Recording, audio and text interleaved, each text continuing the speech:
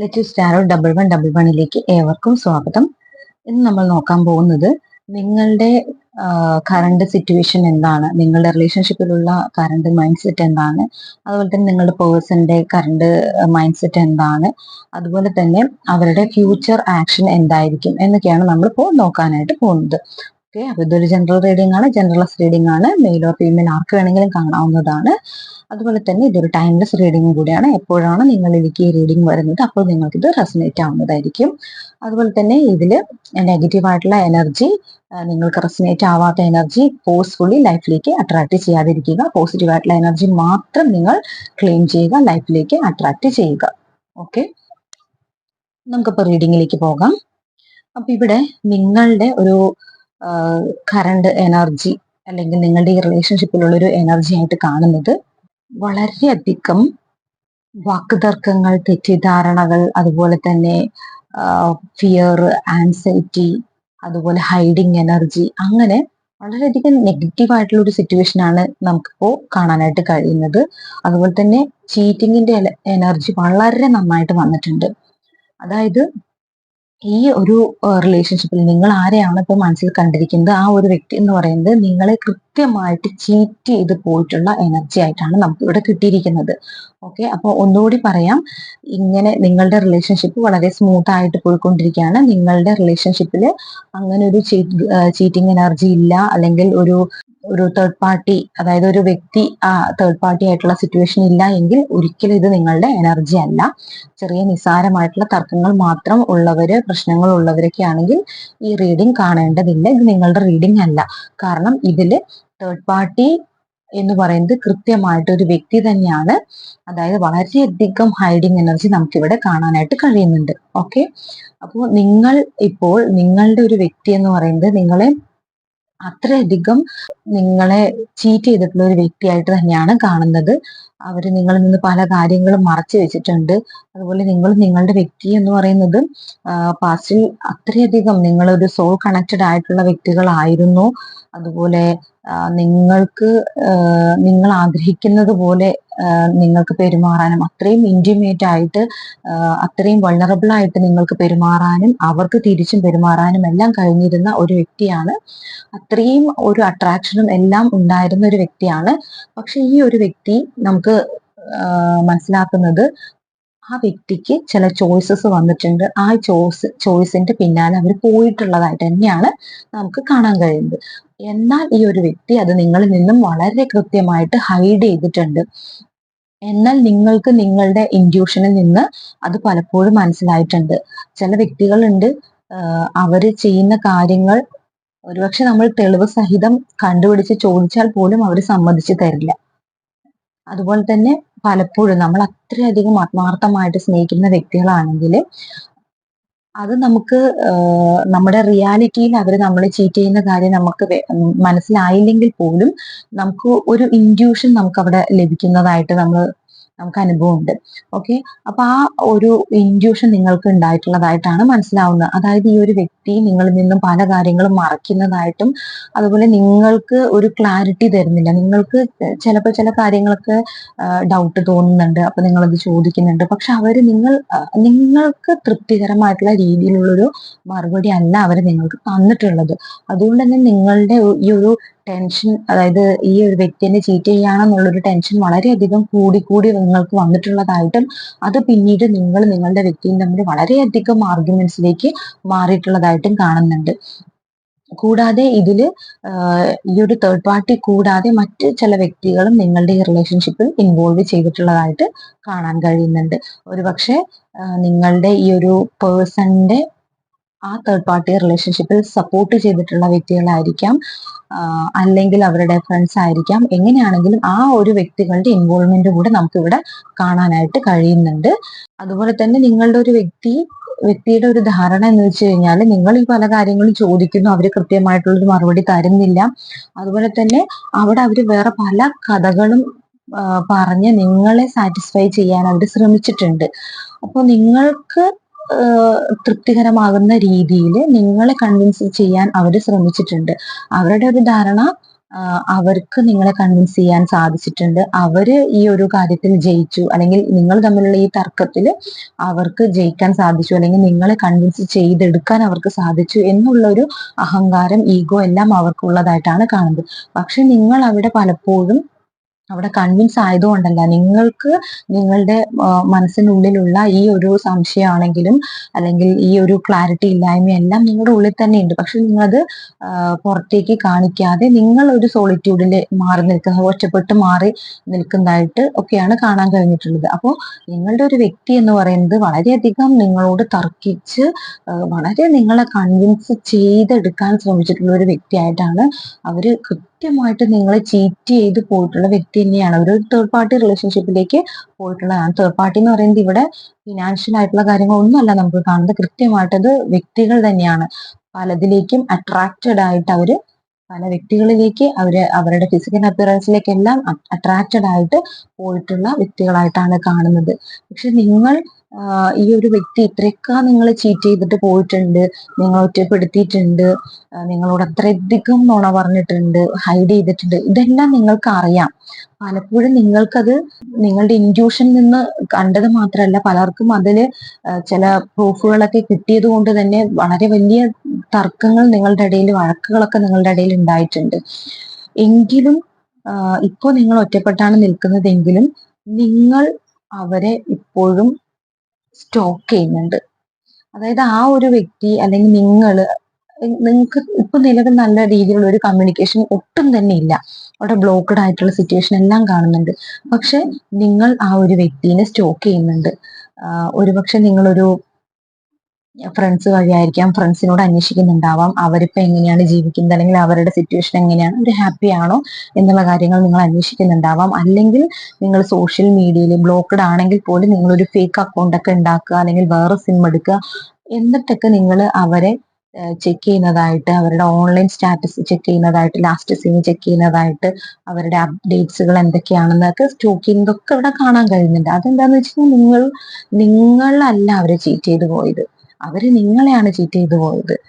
Okay, അപ്പോ ഒരാൾക്ക് നമ്മളെ ചീറ്റ് ചെയ്യാൻ കഴിഞ്ഞു എന്നുള്ളത് നമ്മളുടെ ഒരു കുറവല്ല, അല്ലെങ്കിൽ ഒരാൾ നമ്മളെ ചീറ്റ് ചെയ്തു എന്നുള്ളത് ഒരുപക്ഷെ നമ്മൾ അത്രത്തോളം ആത്മാർത്ഥത ഉള്ള വ്യക്തികളായതുകൊണ്ടാണ് അവർക്ക് നമ്മളെ ചീറ്റ് ചെയ്യാൻ കഴിഞ്ഞിട്ടുള്ളത്. അതുകൊണ്ട് നിങ്ങൾ ഒരാള് എന്നെ ഇത്രയധികം ചീറ്റ് ചെയ്തു, എന്നെ തകർത്തു, എന്റെ ജീവിതം തന്നെ നശിപ്പിച്ചു, അങ്ങനെയുള്ള അത്രയും ഒരു നെഗറ്റീവ് ആയിട്ടുള്ള, നിങ്ങൾ സ്വയം നിങ്ങളെ കുറ്റപ്പെടുത്തുന്ന അവസ്ഥയിലേക്ക് ഒരിക്കലും പോകരുത്. അത് നിങ്ങളുടെ ഒരു നന്മ കൊണ്ടാണ് നിങ്ങൾ ചതിക്കപ്പെട്ടിട്ടുള്ളത്. ചതിച്ചിട്ടുണ്ടെങ്കിൽ അത് ആ വ്യക്തിയുടെ മാത്രം ഒരു സ്വഭാവ ദൂഷ്യമാണ്, നിങ്ങളുടെ ഒരു സ്വഭാവ ദൂഷ്യമല്ല.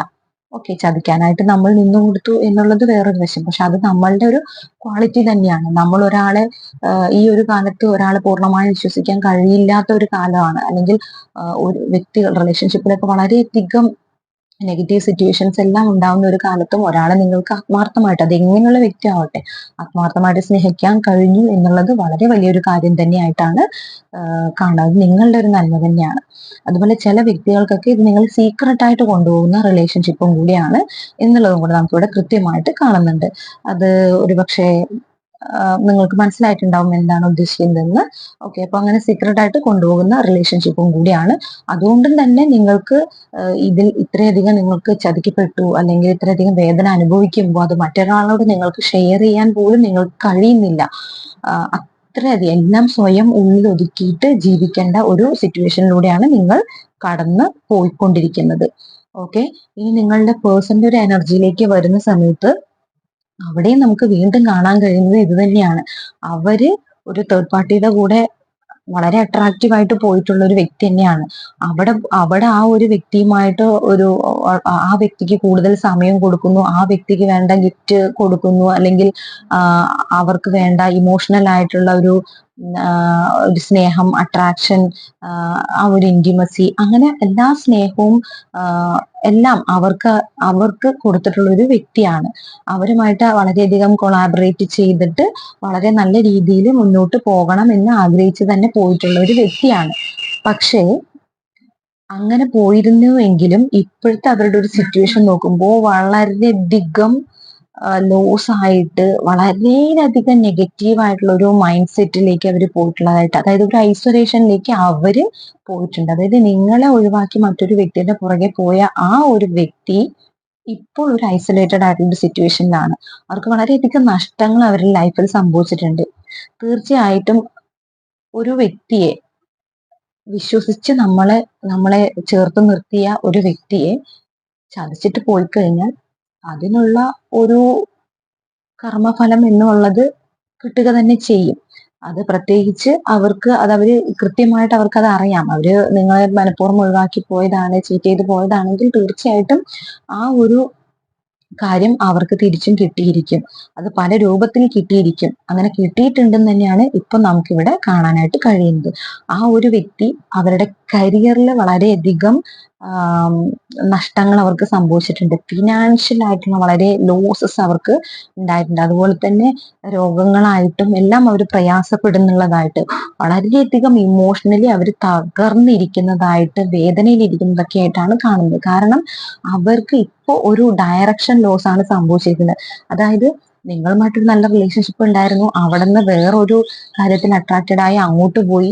അവിടെ പോയപ്പോൾ അതും അവർക്ക് ഓക്കെ ആയിട്ടില്ല. അവിടെയും അവർ വളരെ പോസിറ്റീവ് ആയിട്ടുള്ള ഒരു കാര്യം പ്രതീക്ഷിച്ചിട്ട് അത് അവരുടെ സോൾമേറ്റ് ആണ്, അതാണ് അവരുടെ സോൾമേറ്റ് എന്നൊക്കെ കരുതി പോയിട്ടുള്ള ഒരു വ്യക്തിയാണ്.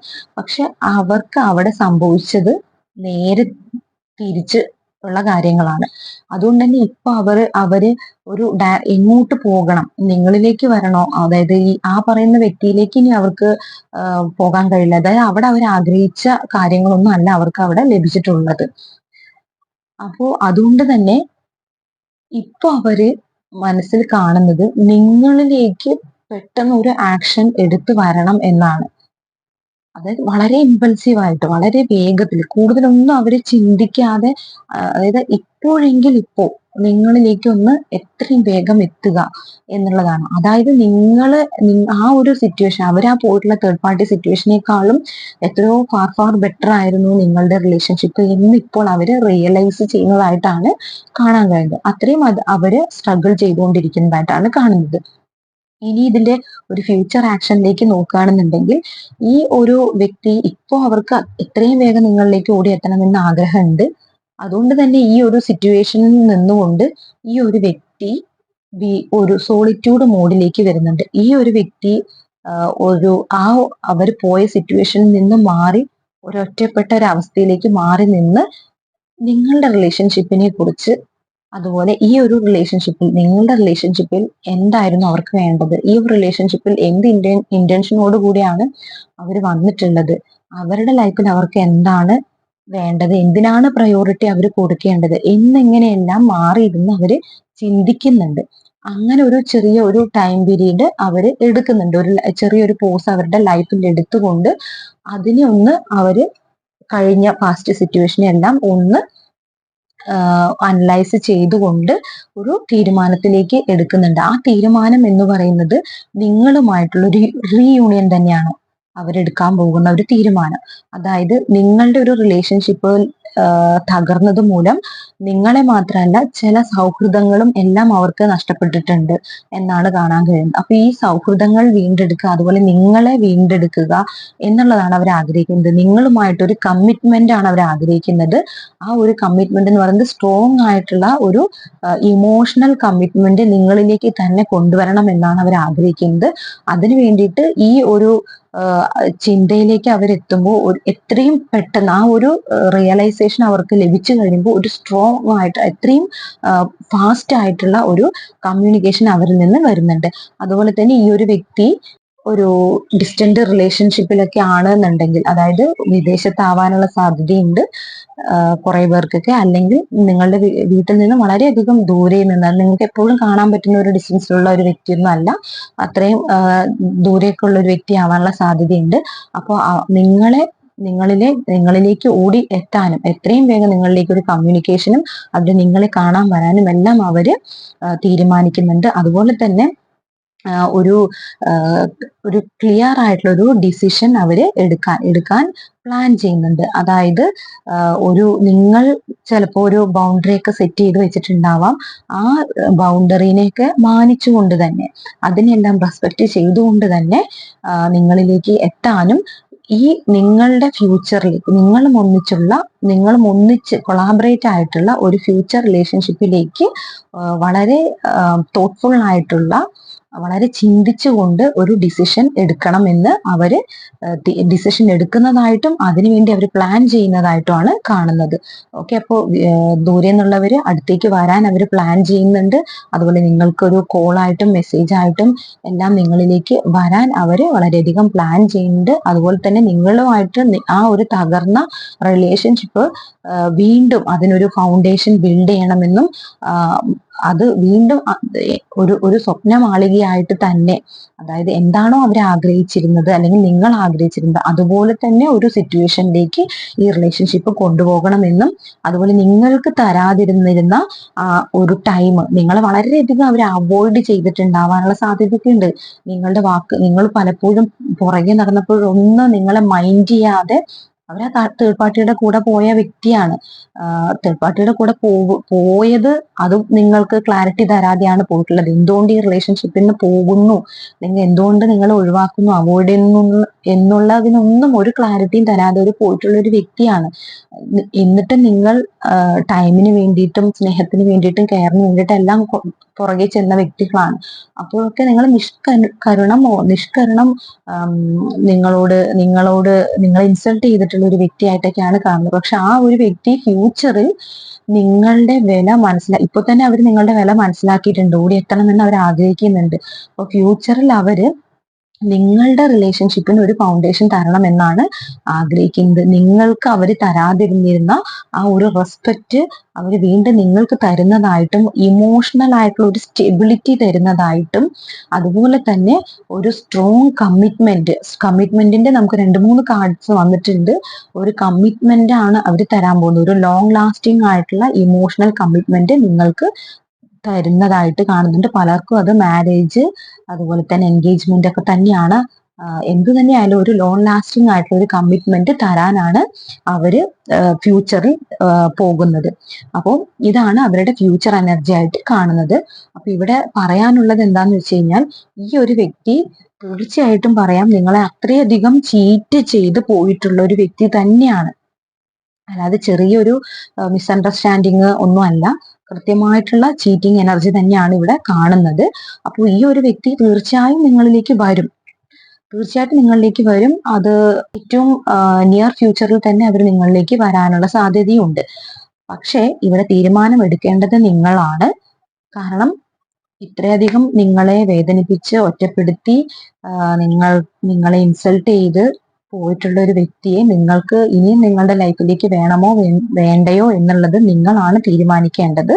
ഓക്കെ, അപ്പോൾ നിങ്ങൾ നല്ലൊരു ഡിസിഷൻ എടുക്കുക. ഇപ്പൊ ഇവിടെ നമ്മൾ നിങ്ങളുടെ പേഴ്സന്റെ ഫ്യൂച്ചർ എനർജിയാണ് നോക്കിയിട്ടുള്ളത്. അവർ തീർച്ചയായും നിങ്ങളിലേക്ക് വന്നിരിക്കുക തന്നെ ചെയ്യും.